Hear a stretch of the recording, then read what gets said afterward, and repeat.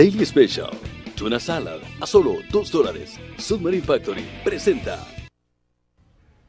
Gracias por permanecer en sintonía de Canal 12 en este martes 12 de julio de 2016. Saludamos también a quienes nos acompañan a través del sistema Sky en el canal 181 y quienes siguen también nuestra transmisión en Facebook. Esta mañana vamos a hablar de política, por ejemplo, la elección interna que está en marcha en el Partido Arena para designar al nuevo Consejo Ejecutivo Nacional y temas legislativos como el descontento que ha generado entre algunos diputados la publicación de un comercial de una compañía de telefonía celular donde hace eco de gastos en asesores, fiestas fastuosas y derroche en una diversidad de cosas. También este día le vamos a pedir la opinión sobre temas tan relevantes como las pensiones, solicitudes de préstamos y otros en los que hay opiniones encontradas allá en la Asamblea Legislativa. ¿Con quién vamos a hablar de todo esto? Bueno, con nosotros se encuentra aquí en el estudio el diputado Johnny Guaysol por el Partido Arena, diputado también por el Departamento de San Salvador. Gracias por venir, un placer recibirlo aquí en Canal 12. Muchísimas gracias, Manuel, un gusto estar en el set del Canal 12 compartiendo con todos los salvadoreños en esta linda mañana.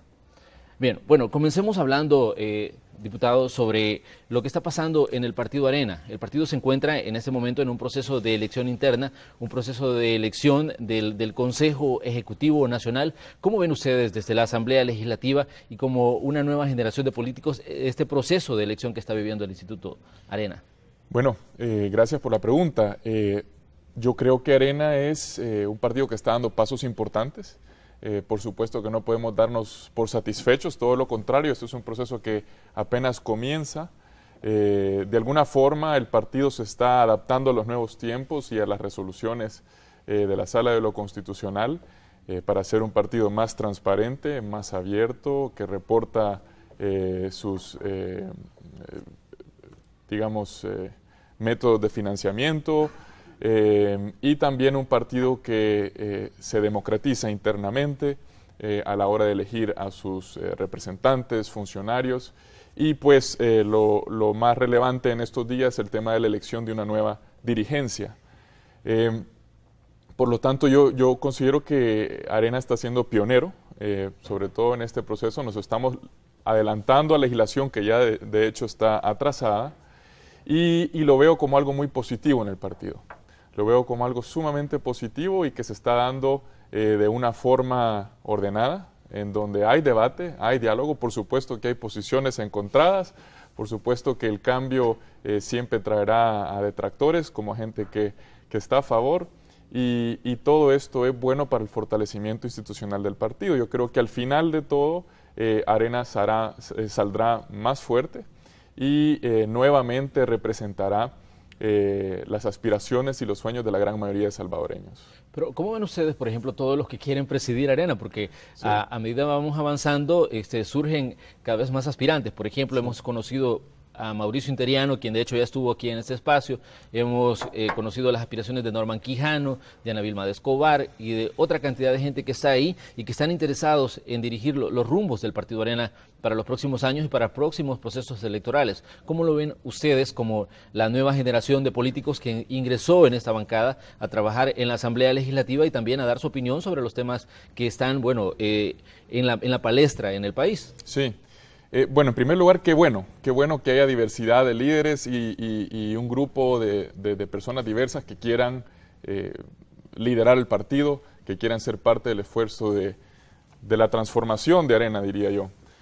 Yo, en lo personal, usted mencionó varias aspirantes al cargo de presidente del partido, pero no con un solo liderazgo es que va a salir Arena adelante. Yo creo que Arena debe de aprovechar justamente esa diversidad, debe de convertirse en un partido mucho más abierto. Y un tema muy, digamos, de coyuntura es este tema de renovación. Y usted, que como bien dijo, pues soy de los nuevos políticos y me considero que represento parte de la renovación de mi partido. Pero la renovación tiene muchísimas implicaciones y quisiera tocar en dos. La primera es que lo que implica es que llegue gente nueva al partido. Y para que llegue gente nueva, pues tiene que cambiar de alguna forma la cultura del partido.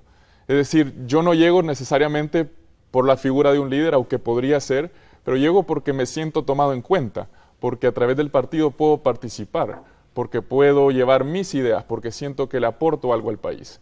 Entonces, sí se trata de algún modo de transformación para poder realmente renovarse, es realmente abrir las puertas y permitir que más personas entren al partido y por ende que crezca el partido. Y lo otro que tiene que hacer el partido es también irlos a buscar, ir a reclutar nuevos liderazgos, formar esos liderazgos y apoyarlos, si realmente vamos a apostar por una renovación verdadera. Porque la palabra se utiliza de manera muy floja realmente, considero yo, sin verdaderamente entender sus implicaciones. Y yo en lo personal quiero apoyar una nueva dirigencia que no solo apueste por la renovación, pero entienda sus implicaciones, que hay que traer un plan de trabajo, que hay que tener una visión diferente. Y en el fondo, creo que eso es lo que ha pasado en general con todas las instituciones políticas y los partidos políticos en particular. La gente ha perdido la fe, ha perdido la esperanza de que estas verdaderamente son instituciones que quieren sacar adelante al país y que el único interés que domina es el interés partidario. ¿Verdad? Hay que trascender. Bueno, de hecho en Facebook nosotros tenemos una pregunta que les invitamos a que participen. La pregunta está ahí para que ustedes puedan, participar y dejar sus opiniones. La pregunta dice, ¿cree usted en los partidos políticos cuando hablan de renovación? Por supuesto que a medida vayamos avanzando en esta entrevista, vamos a ir conociendo los comentarios de qué dice la gente sobre la renovación de la que tanto hablan los partidos políticos. Pero yo tengo una pregunta para usted también respecto a qué espacio se está dando, por ejemplo, a los jóvenes en este proceso interno de Arena. Bueno, llegué yo como diputado, como llegaron también otros colegas diputados jóvenes. Sobre todo, el tema de la juventud no se trata de tirarles la alfombra roja y abrirles las puertas y automáticamente van a venir los jóvenes a incorporarse al partido, a un proyecto político. Yo considero sobre todo, mi experiencia con la juventud salvadoreña es que su nivel de ideas son sumamente idealistas, son soñadores, están conectados con el mundo, saben que el mundo está cambiando, quieren un mejor El Salvador, pero a la hora de tomar la decisión de participar en política, algunos a lo mejor tendrán miedo, otros consideran que el panorama está tan lleno de corrupción, se trata de algo tan oscuro y poco viable, que una carrera en servicio público no es una opción para ellos. Y un gran porcentaje de la juventud está tan desesperada que opta por irse del país o quisiera irse del país. Entonces, por supuesto que los espacios hay que crearlos, pero hay que ir un poco más allá. Yo creo que el mensaje debe de resonar con la juventud, eso es importante, y sobre todo a través de las acciones, ¿verdad? En nuestro caso, en el caso de mi trabajo legislativo, se nos han acercado muchísimos jóvenes, desde jóvenes que están en la universidad y necesitan apoyo con un trabajo de investigación y están investigando un tema que yo veo particularmente en mi trabajo legislativo y quieren mayor información, otros que me quieren conocer mejor, y algunos que quieren ayudar, que quieren participar y quieren saber cómo. Y hemos podido establecer algunos mecanismos para ir, digamos, ampliando esa red de jóvenes que participan, que inciden y que realmente son mentes brillantes que colaboran y tienen mucho que aportar al país. ¿Le gustaría a usted participar en alguna de las planillas que se van a presentar en el partido para presidir el Arena, o las plantillas de la gente que va a formar el Consejo Ejecutivo Nacional, que van a elegir, bueno, que ya se cambió la fecha, no estaba para el 10 de julio la asamblea, para darle por lo menos las reglas del juego de cómo iba a ser el proceso de elección que está programado para septiembre? Sí. Pero la pregunta es, ¿le gustaría a usted participar directamente en la toma de decisiones dentro del partido? Yo no considero que necesito ser parte de la dirigencia del partido para tener una posición de liderazgo dentro del partido. Es más, yo actualmente tengo una plataforma política que es mi diputación, a través de la cual yo no solo me comprometí con los areneros, sino mi compromiso es también con todo el pueblo salvadoreño. Por lo tanto, en mi caso, yo he decidido no participar dentro de ninguna planilla que va al COENA, porque lo que me ocupa hoy por hoy es mi trabajo legislativo, esa es mi prioridad, ese es mi compromiso, y porque también considero de que lo que hay que dedicar en materia de tiempo y energía al proyecto del COENA, pues es un trabajo de tiempo completo y yo hoy por el momento he considerado pues no ir ni optar por la presidencia del partido, ni mucho menos, ni ningún otro cargo dentro del COENA. Ahora bien, bueno, cuando usted era candidato allá por el 2014, usted decía que El Salvador era un país extremadamente polarizado y que esa era una de las situaciones que había que cambiar. Ya estamos en 2016. ¿Ha visto algún cambio en esta situación de la polarización tan grave que enfrenta El Salvador? Mire, yo creo que la polarización en la política es inevitable, es decir, siempre van a haber pensamientos opuestos, ideologías contrarias. Lo que yo veo y no he visto mejora es una ausencia de diálogo verdadero, de diálogo auténtico y sobre todo, quizás en aquel momento, en el 2014, hasta ahora, con una mayor agravante, que yo creo que la crisis económica de bajo crecimiento en nuestro país es muy preocupante, la sostenibilidad fiscal de nuestro país, el tema de la inseguridad, todavía hay demasiada muerte en El Salvador. Por lo tanto, lógicamente nuestra coyuntura de la situación que atraviesa El Salvador, con el costo de la vida cada vez más caro también, merece que dialoguemos, pero dialoguemos de verdad. Hace poco escuchamos un anuncio del presidente que plantea la necesidad de un acuerdo fiscal.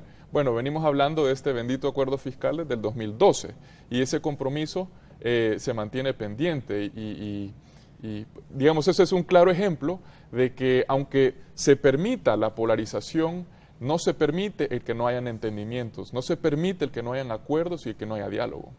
Pero ¿qué pasa, por ejemplo, cuando no hay acuerdos ni hay diálogo dentro de los mismos institutos políticos? Porque, por ejemplo, hemos escuchado posiciones en el Partido Arena que son de críticas hacia adentro, sí, y de posiciones totalmente separadas, por ejemplo, entre los mismos aspirantes a presidir el partido. Sí, definitivamente, y eso es parte de la democracia, eso es parte de la discusión. Lo que se necesita es que las personas que piensan diferente o que quieren hacer las cosas diferentes, al final del día tienen que involucrarse, ¿verdad?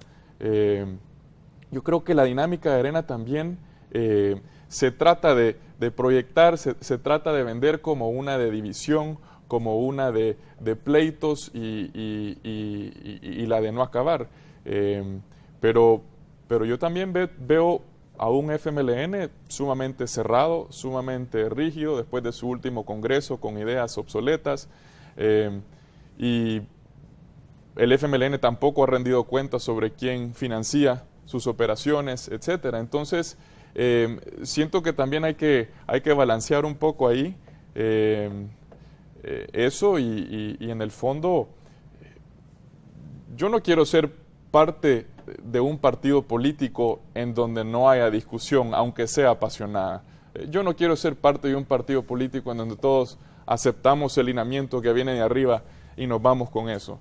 Entonces, por supuesto que es lógico que va a haber debate, va a haber conflicto de alguna naturaleza y ese es otro reto de la nueva dirigencia, cómo vamos a gestionar todo eso, porque eso debe de alguna forma administrarse. Yo creo que es el rol más importante del COENA. El COENA no es una plataforma política, a pesar de que inevitablemente se convierten los dirigentes del partido en figuras políticas. Pero el COENA administra toda la orquesta, ¿verdad? Administra todo el panorama político y somos los políticos los que damos la cara a la población y los que realmente proyectamos y trabajamos en las soluciones que necesita el país. ¿Cómo considera la proyección del Partido Arena hacia los ciudadanos? Porque, bueno, algunos de los aspirantes a presidir Arena dicen, bueno, es que Arena se ha desconectado de los sentimientos de la gente, de los sentimientos del ciudadano que está ahí y que, bueno, al final es la base y es el que vota por un partido en un proceso electoral. Sí, yo creo que el sistema representativo democrático que tenemos hoy por hoy está en crisis. Es decir, todos los salvadoreños realmente han perdido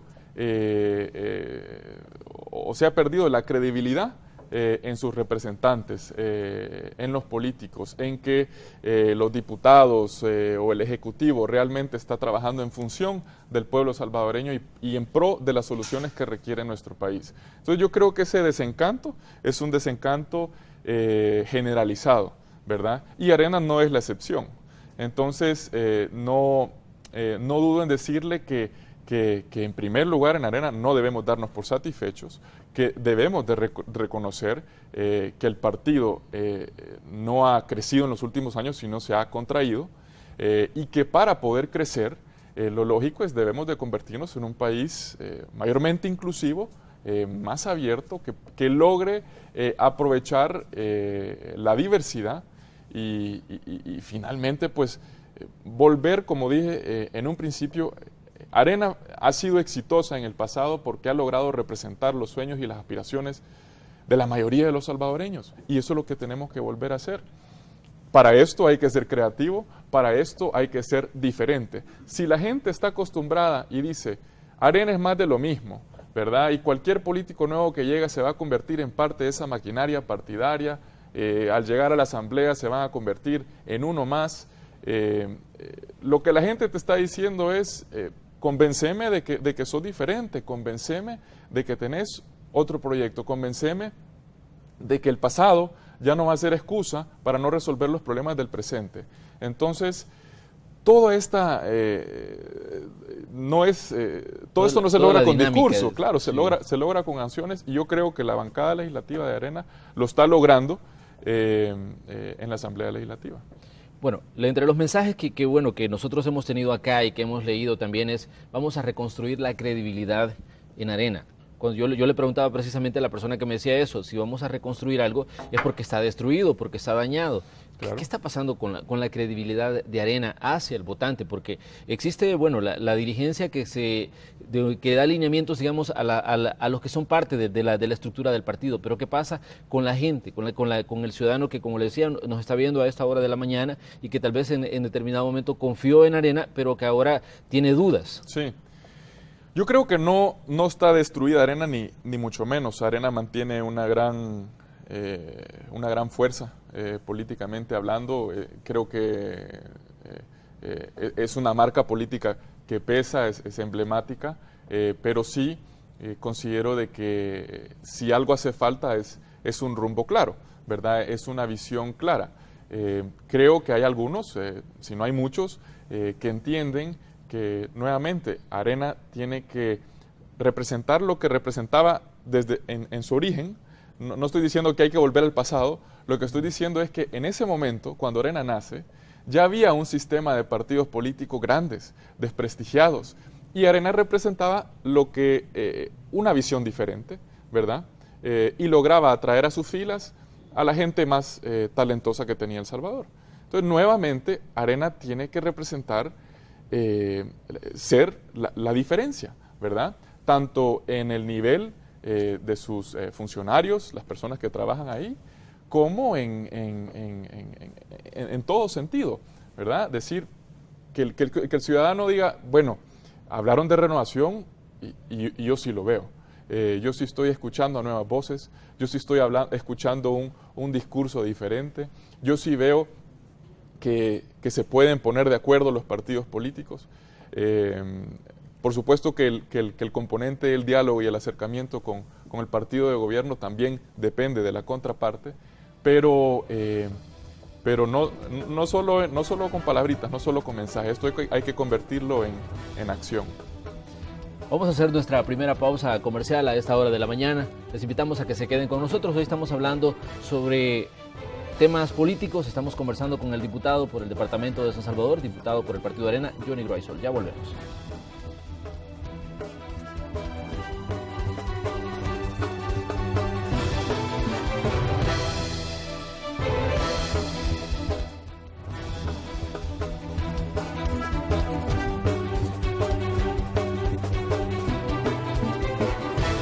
Gracias por permanecer en sintonía de Canal 12. Esta mañana estamos hablando de política. Tenemos como invitado al diputado por el Partido Arena, Johnny Groisol. Estamos hablando sobre su trabajo en la Asamblea Legislativa y sobre su visión del proceso de elección interna que está llevando el Partido Arena. Por cierto, este instituto político tiene programado para septiembre elegir al nuevo Consejo Ejecutivo Nacional. ¿Cómo van esos preparativos o cómo ven ustedes desde la Asamblea Legislativa, desde la posición que usted ocupa como miembro de este instituto político, esos preparativos para el proceso interno, ya la elección directa? Porque, bueno, estaba programada para el 10 de julio una asamblea extraordinaria, la pasaron para el 24 y, bueno, la elección sigue programada para septiembre. Sí. Mira, un componente fundamental para que el proceso se dé de buena forma es que las reglas estén claras. Y eso es lo que está en discusión en estos momentos. Y por eso se atrasó un poco, entiendo yo, la Asamblea General, porque todavía están por definirse y precisarse, nosotros le llamamos estatutos, nuestras reglas que nos rigen en nuestros procedimientos. Entonces, estos estatutos deben de, en primer lugar, cumplir con lo que nos anticipamos, donde iría encaminada la legislación de los partidos políticos, pero también la gran discusión y el gran debate es quién puede ocupar un cargo de dirigencia o qué cargo, etcétera. Entonces, eso todavía, a pesar de que ya tenemos el documento de nuestros estatutos, es algo que aún está reformándose y sometiéndose a discusión de las diferentes bases del partido, de la estructura del partido y todos sus integrantes que están opinando y manifestándose al respecto.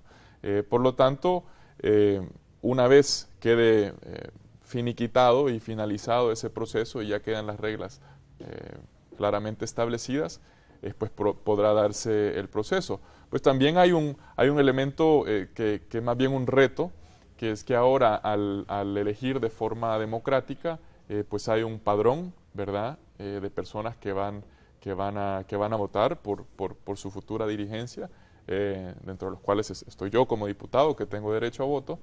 Y pues ese padrón se ha estado trabajando, se ha estado depurando, creando, y lo que se busca es que estas sean elecciones plenamente transparentes y donde la próxima dirigencia pues claramente tenga un mandato democrático, que yo creo que es algo muy favorable para poder ejecutar la visión y el programa que ellos consideren necesario para transformar el partido.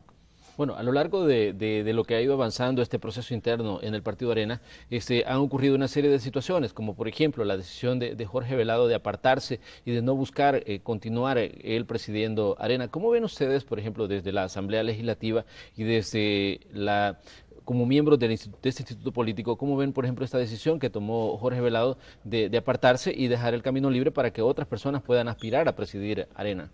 Yo lo veo como una decisión de mucha madurez política y yo admiro mucho al presidente Velado, creo que ha hecho un excelente trabajo, creo que él ha sido clave en por lo menos sembrar la semillita de la renovación en el partido y la transformación del partido. Nadie se va a quejar o te va a decir que no es una persona correcta. Es una muy buena persona y yo le tengo mucha estima y cariño, pero sí considero que la decisión, el porqué de la decisión habría que preguntárselo a él, pero sí creo que es una buena señal de decir, bueno, le abro el camino a alguien más y creo que él, pues al dejar su cargo como presidente del partido, puede irse con la cabeza en alto de que ha logrado mucho.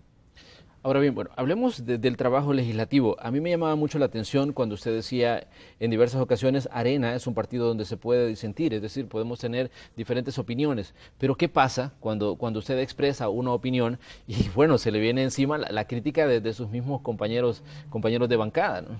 Sí, bueno, lo que pasa es que también la tradición es difícil de romper. Bueno, yo... Obviamente antes de llegar y difícilmente ni tu carrera académica como tu carrera profesional te puede verdaderamente preparar para el trabajo que vas a hacer dentro de la política. Yo creo que eso aplica para cualquier experiencia laboral. Siempre hay un componente de aprendizaje y un periodo de aprendizaje. Pero yo sí considero importante en mantenerte siempre de acuerdo a tus principios y a quien tú eres, y no permitirte cambiar por quedar bien o esto y lo otro, sino más bien mantenerte firme en tus principios y en lo que uno cree y defenderlos.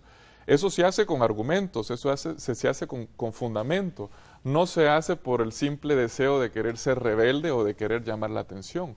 Se hace porque verdaderamente uno cree en su trabajo y al final del día la opinión que verdaderamente importa en la política es la opinión de los electores, del pueblo salvadoreño, de aquellos a los que uno representa y a quienes uno se debe.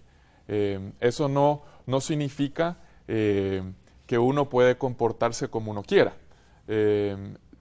Siempre hay un régimen de reglas, de ética, de comportamiento.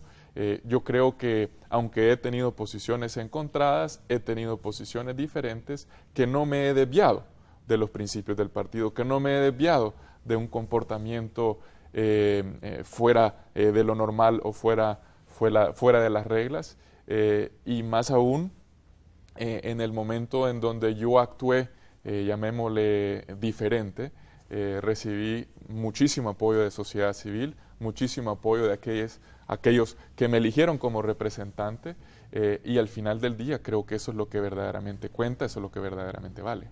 La elección del fiscal general de la República, Douglas Meléndez, bueno, fue una de las situaciones que se volvió un tanto tensa. De por sí el proceso de elección ya era complicado, pero se volvió un tanto tensa, para su persona con el partido Arena, porque usted expresó que no iba a votar por esa elección, porque consideraba de que no se había, por ejemplo, hecho de una forma clara y de una forma que no dejara lugar a dudas sobre quién se estaba eligiendo. Sí. ¿Qué pasa con ese momento en el que usted decide hablar y decir yo no voy a votar cuando el resto de, por ejemplo, de los 84 diputados estaban diciendo que todos lo iban a elegir por unanimidad? Sí. Bueno, varios puntos aquí. En primer lugar, una elección de un funcionario de segundo grado por unanimidad no significa que hemos elegido a la mejor persona para cumplir el trabajo. Lo que significa es que se logró consenso, ¿verdad? Y que todas las partes políticas se pusieron de acuerdo. Yo creo que más allá de eso, no tiene mayor relevancia el que haya sido un voto unánime. En segundo lugar, mi malestar en ese momento y en cada elección de funcionario de segundo grado posterior es que el proceso de elección está fundamentalmente inaceptable, es decir, es totalmente inadecuado para lo que se quiere lograr y se debe de lograr por Constitución, que es elegir a la persona más competente y moralmente, de moralidad notoria y competencia notoria posible, ¿verdad? O sea, queremos a las mejores personas al frente de estas instituciones tan importantes. Por lo tanto, yo me manifesté sobre todo en contra de ese proceso, de esos procesos que se prestan más a negociaciones políticas que a verdaderos análisis, investigaciones o pruebas inclusive para el candidato. Yo considero que en ningún momento los candidatos se han puesto a prueba. Y la prueba más grande para el candidato es buscar acercamientos políticos con los diferentes diputados, buscar apoyos por diferentes lados, pero no convencernos a nosotros los diputados y al pueblo salvadoreño de que ellos son los más capaces, de que ellos son los más transparentes y que tienen el mejor proyecto y el mejor plan de trabajo.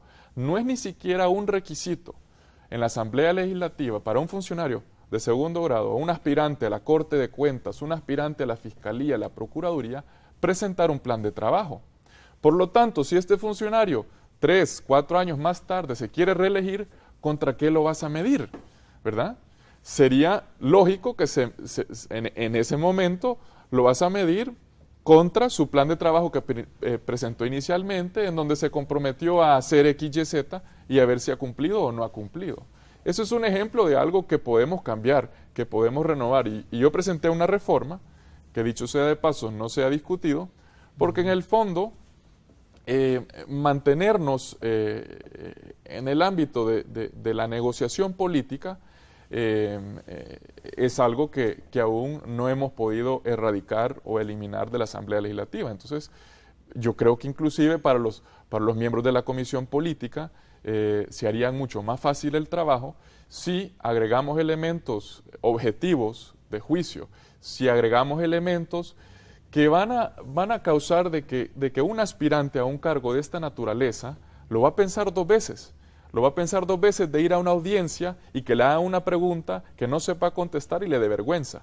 Porque también, si yo en mi empresa fuera a contratar a una persona y voy a entrevistarte, no te voy a dar las preguntas de forma anticipada para que vengas preparadito. No, yo te las voy a poner difícil. Y yo no solo quiero conocer tu capacidad, yo quiero saber qué tipo de persona eres, etcétera. Entonces, debemos de agregarle al proceso, por lo menos subir el nivel, ¿verdad?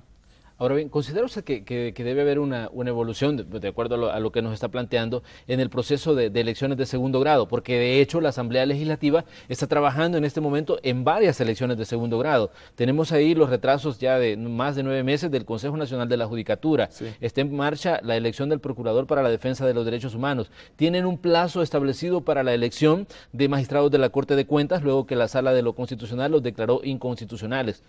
Obviamente, bueno, son cargos importantes y que tienen cierta influencia en la vida del país y que la responsabilidad corre por los diputados y se eligen a buenos o malos funcionarios, al final es parte de la responsabilidad de quien nos eligió, en este caso los legisladores, ¿no? Definitivamente, y todos esos hechos, y más que hechos, son faltas graves porque son violaciones a la Constitución.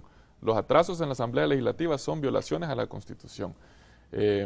Y no solo eso, sino que con frecuencia, yo diría con relativa frecuencia, la Sala de lo Constitucional declara inconstitucional nombramientos o elecciones de funcionarios de segundo grado, como es el caso de la Corte de Cuentas de la República, e insiste en sus resoluciones que la Asamblea no ha podido corregir, no ha podido comprobar en sus procesos la idoneidad de los candidatos, por plantearlo de forma general. Entonces, esto lo único que vuelve a resaltar es de que algo anda mal con el proceso y que si no lo reformamos vamos a seguir cometiendo los mismos errores, vamos a seguirnos atrasando y vamos a seguir eligiendo en base a preferencia partidaria, en preferencia política y no en base a los mejores servidores para El Salvador. Es así de sencillo, vamos a continuar en lo mismo si no reformamos el proceso. Ahora bien, pero ¿cómo ve usted, por ejemplo, esta situación de las elecciones que son declaradas inconstitucionales por la Sala de lo Constitucional? Y dice, por ejemplo, en el caso de la Corte de Cuentas, para citar un caso en específico, dice que la Asamblea no logró establecer o no logró determinar que no existían vínculos partidarios de los funcionarios de Jovel Valiente y de otro magistrado. En el caso del otro, pues decía de que sí estaba bien establecida la situación, pero que estos dos, por ejemplo, no se había logrado probar que no tenían vínculos con un partido político y que hoy les da como plazo hasta el 29 de julio para hacer una nueva elección. Y el debate ahora los diputados lo tienen en cuanto a si eligen para lo que queda del periodo de estas personas como en la Corte de Cuentas, o si eligen para los 3 años, que es el periodo que corresponde a los magistrados cuando son electos de una forma por primera vez, que no hay una declaración de inconstitucionalidad de por medio. Sí. Y imagínate, Manuel, la incertidumbre que esto genera, ¿verdad? Que la Corte de Cuentas, muy probablemente, ¿verdad? La nueva Corte de Cuentas no va a ser electa para fin de mes. Es más, ya hubo colegas míos que se anunciaron inmediatamente posterior a la sentencia de la Sala y dijeron imposible, ¿verdad? Imposible que eso suceda. Entonces, nos podemos esperar de que va a haber un atraso y de que inevitablemente va a quedar acéfala la Corte de Cuentas de la República, que es el ente auditor de las cuentas del Estado, de los dineros de los salvadoreños, del dinero de los salvadoreños. Eso es, si eso no es crisis institucional o un componente de la misma, yo no sé qué es. Entonces, esa irresponsabilidad de la Asamblea Legislativa, esa falta de procesos claros, de poder, en el fondo lo que te está diciendo la Sala es, señores de la Asamblea Legislativa, ustedes no están fundamentando las decisiones que están tomando. Por lo tanto, vuélvanla a tomar. Entonces, si no se está fundamentando bien, si no estamos haciendo bien el trabajo, y sé que podría caerle mal a mis colegas de la Comisión Política, y no es una crítica hacia ellos, si ellos están haciendo lo mejor que pueden hacer con las herramientas que tienen.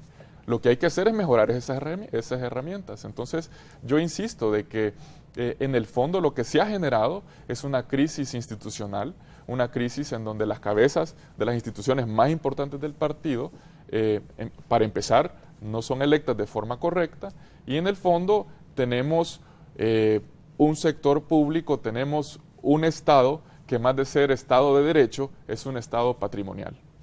Ahora bien, si usted tuviera que distanciarse, como lo hizo con la elección del fiscal general de la República, por no estar de acuerdo con la forma en que se da un proceso de elección, ¿lo haría una vez más? ¿Le diría a Arena, no estoy de acuerdo en la forma que se está eligiendo? Mire, yo estoy dispuesto a nunca votar en contra de mis principios, ¿verdad? Y si eso es lo que implica en algún momento, pues siempre estoy dispuesto a hacer lo que yo crea correcto. Pero no solo se trata de eso o que con un voto cambia la situación.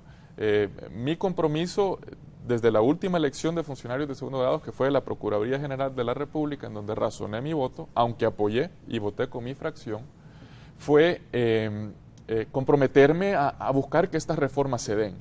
Entonces, a eso me he dedicado en el último mes, a promover la reforma del reglamento interno de la Asamblea, a mejorar este proceso, pero también yo debo de alguna forma intentar convencer a mis colegas y convencer a mi grupo parlamentario de qué es lo que debemos de estar haciendo.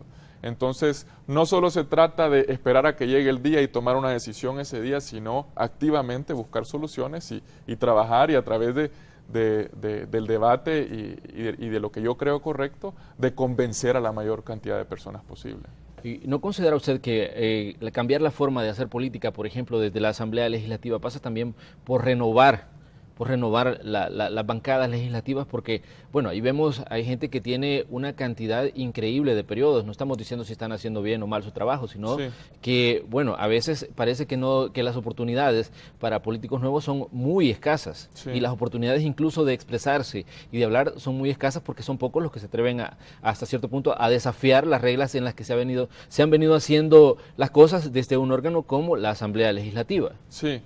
Yo creo que lo que necesitamos no es que más políticos que han estado por una gran cantidad de tiempo desistan desde la política y se salgan de la política. No, lo que se necesita es más políticos con ideas diferentes que se atrevan a entrar a la política. Eso es lo que se necesita.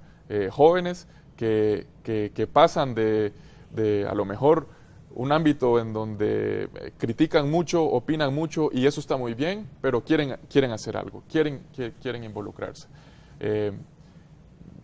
Históricamente los partidos políticos han sido un poco cerrados, no han sido tan abiertos a nuevas líneas de planteamiento, pero hoy tenemos una realidad que la juventud es el segmento más grande, más amplio de nuestra población, lo cual es una inmensa oportunidad.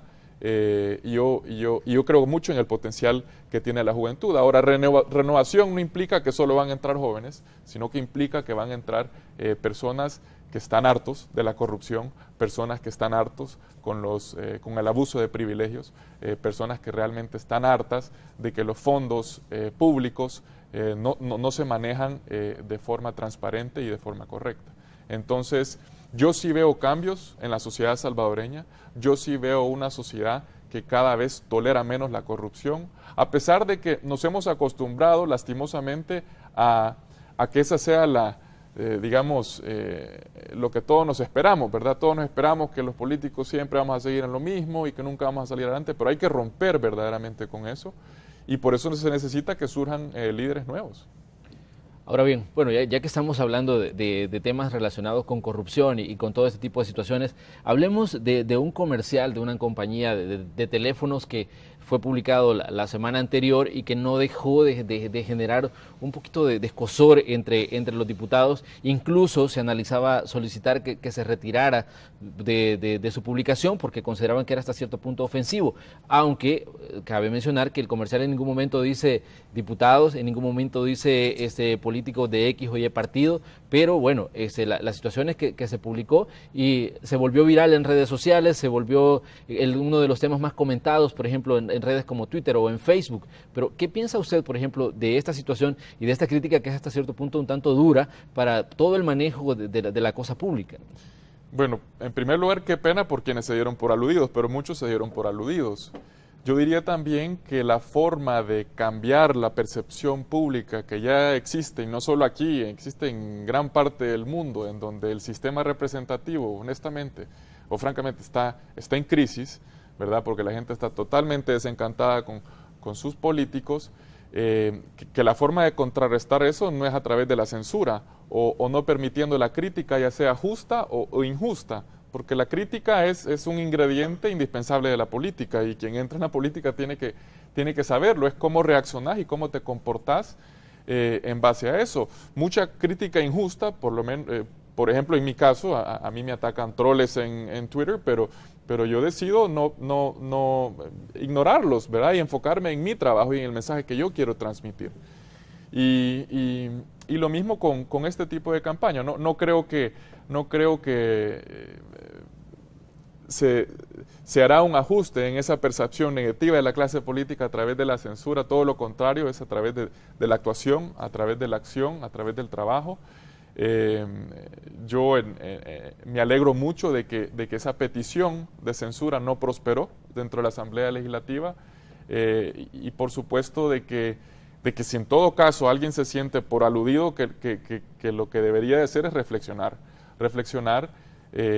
sobre este mensaje, que yo creo que es un mensaje poderoso, y por qué estamos como estamos. Y si tenemos el reto de que queremos renovar a la política, si tenemos el reto de que queremos que surjan nuevos liderazgos de jóvenes, de profesionales, de cualquier tipo, pero si queremos eso en un ambiente en donde la percepción es que solo se trata de corrupción y de abusos y de privilegios, y de que el servicio público no es realmente algo honorable, que sí lo es, no es solo sacrificado, pero también no es trabajo para cualquiera, ¿verdad? Pero si lo que queremos es reclutar a nuevas personas, obviamente este tipo de mensajes nos plantean un reto mucho más difícil, pero no hay que enfocarse en lo negativo. ¿Considera usted que hace falta cultivar la tolerancia a la crítica desde la Asamblea Legislativa? Le voy a explicar por qué. Porque, bueno, por ejemplo, en semanas anteriores, cuando se habló, por ejemplo, de cuántos asesores tenían, de cuántos empleados tenían por fracción, hubo unas reacciones que decían de que lo que se buscaba era notoriedad, que lo que se buscaba era poner en entredicho, por ejemplo, el trabajo de un órgano como la Asamblea Legislativa, al salir a la luz, por ejemplo, y que el ciudadano conozca cuántos asesores tiene un partido, por ejemplo, o cuántos empleados tiene cada fracción. Sí. Siempre hay una diferencia fundamental entre la percepción y la verdad, pero en el ámbito público, todo ciudadano tiene derecho a la verdad, tiene derecho a conocer la realidad tal cual. Por lo tanto, tiene derecho a conocer quiénes son sus empleados públicos, quiénes son sus funcionarios, cuánto ganan, qué hacen con su tiempo, qué hacen con el dinero que se les da, que se les encomienda para hacer su labor. Todo eso es un derecho ciudadano, ¿verdad? El derecho a la información, el derecho a conocer absolutamente el quehacer de todo el gobierno, ¿no? Por lo tanto, yo creo que esos esfuerzos que se han hecho, esas revelaciones, pues es parte de lo que los salvadoreños debemos de acostumbrarnos y de lo que debemos de exigir. Por eso ya a las 7 de la mañana con 18 minutos vamos a hacer a esta hora una nueva pausa comercial. Recuerde que estamos hablando de política y ya vamos a regresar con las conclusiones de la entrevista de hoy. Continúe con nosotros.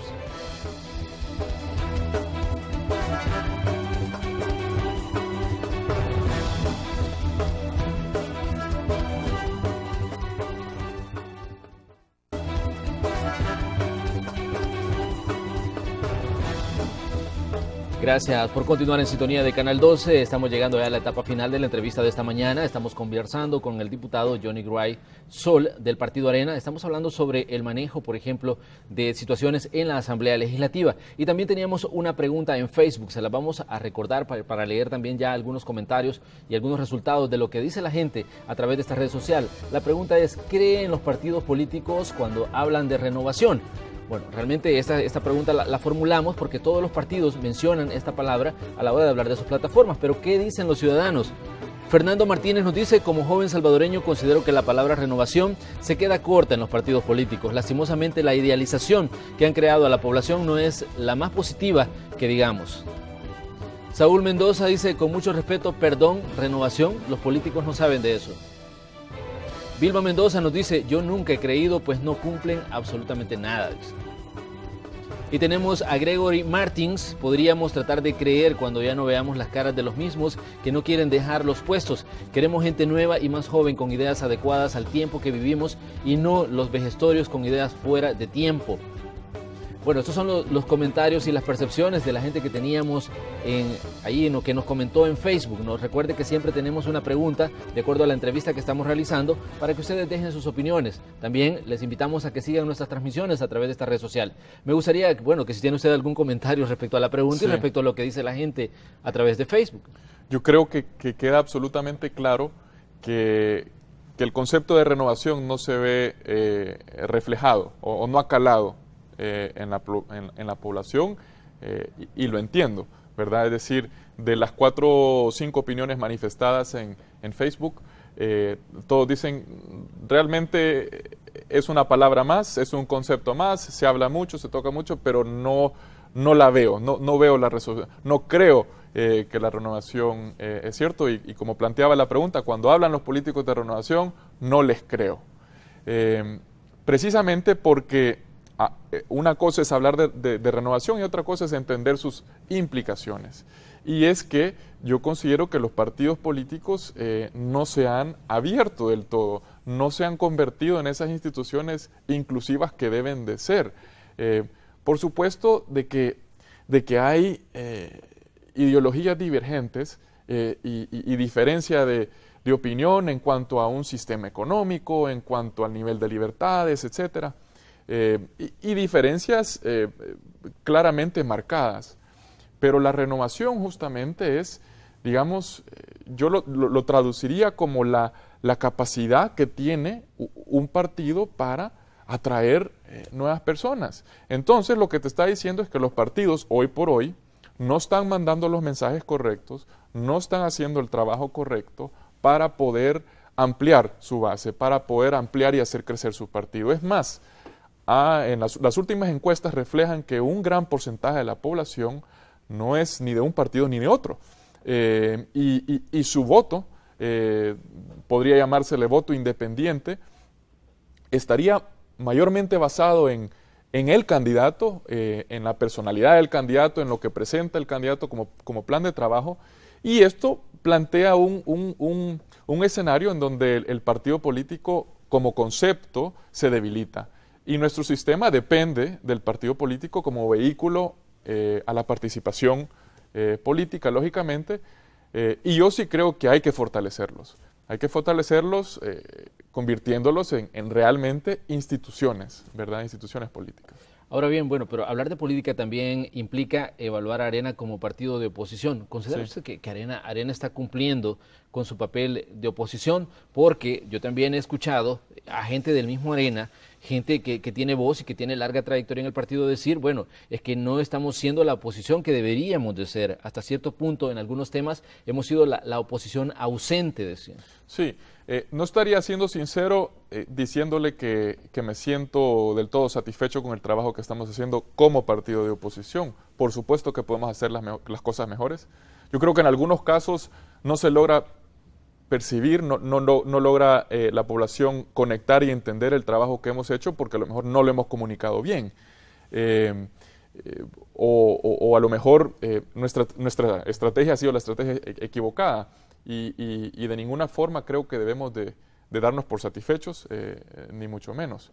Pero debemos de saber, sobre todo, escuchar esa crítica, ¿verdad? Esa crítica que nos dice, sí, oposición porque se oponen a todo, pero no proponen nada. Entonces, sí debemos de trabajar en nuestras propuestas. Yo creo que tenemos muy buenas propuestas. Lo que pasa es que el problema es que no se conocen. Entonces, ahí es en donde nosotros tenemos un enorme reto. Pero no considero que Arena sea un partido vacío de propuestas, de ideas o inclusive de personas sumamente talentosas que tienen mucho que aportarle al país. Todo lo contrario, creo que Arena es el instituto político que mayormente tiene gente de talento y gente que quiere y puede hacer algo bueno por El Salvador. Hay que gestionarlo mejor, hay que coordinarlo mejor, pero no creo que ni está perdido, pero tampoco puedo darme por satisfecho. Ahora bien, ¿cómo evalúa usted su papel trabajando en comisiones como la de Medio Ambiente y la de Relaciones Exteriores? Porque, bueno, ahí también se tocan temas que son cruciales para el país, que a veces, bueno, no se les presta la atención, como al grueso de temas que toca, por ejemplo, la Comisión de Hacienda, pero que son temas también importantes. Sí, sumamente importantes. En la Comisión de Medio Ambiente, por ejemplo, tenemos el gran reto de legislar y finalmente aprobar una ley de aguas para el país. Sobre todo, bueno, ahorita en invierno y que ha sido un invierno copioso, en donde ha caído buena cantidad de lluvia, sobre todo en comparación a la sequía que veníamos desde hace 4 años, pero durante ese periodo de sequía, y lo veíamos a principio de año, cuando se dio la declaratoria de parte del gobierno de emergencia por falta de agua, pues obviamente plantea el tema del agua, y que no existe una normativa en el país como una alta prioridad. Lo mismo con el cambio climático, ¿verdad? Y cómo el Estado le hará frente a este fenómeno causado por el hombre en un país altamente vulnerable. Ya vimos el otro día que con una lluvia fuerte, pues hubo una calle que se hundió, árboles caídos, y que somos un país que con una tormentita, digámosle así, somos altamente vulnerables. Entonces, esos son retos de la Comisión de Medio Ambiente. Yo diría que dentro de la misma comisión hay un buen ambiente de trabajo. Siempre intentamos lograr consensos. Cuando no se pueden lograr consensos, pues obviamente está abierta la puerta del diálogo y pues obviamente algunos tendremos que ceder en algunas posiciones, pero todo por el bien del país. También en la Comisión de Relaciones Exteriores, el tema de las migraciones, de los migrantes salvadoreños, es una alta prioridad, ratificación de tratados y otros temas de muchísima importancia también. Ya, bueno, ya estamos llegando a la etapa final, pero hay un tema en el que me gustaría que me diera un comentario breve sobre temas de jóvenes. Por ejemplo, la controversia que se armó por el caso de los ninis, sí, y del financiamiento que va a buscar el gobierno a través de la Asamblea Legislativa, porque estamos hablando de un préstamo de 130 millones para financiar estos programas. ¿Qué opinión tiene usted como joven y como diputado?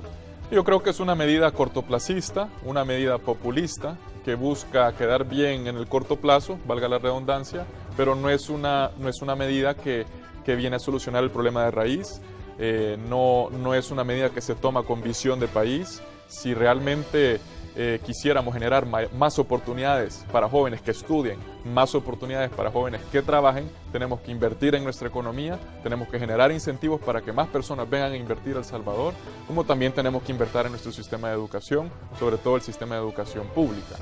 Eso es lo que pienso yo de esa propuesta, que es sumamente populista y cortoplacista, y que nuestros jóvenes realmente no se merecen, ni me atrevería a llamarle una solución. Bueno, así llegamos al final de la entrevista. Gracias, diputado, por haber venido a conversar con nosotros. A ti, Manuel, y a Canal 12 por el espacio, un gran gusto, y a todos los que nos sintonizaron esta mañana, que tengan un feliz día.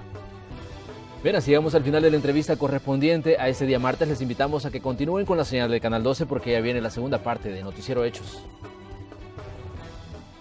Daily Special, pollo teriyaki a solo $2.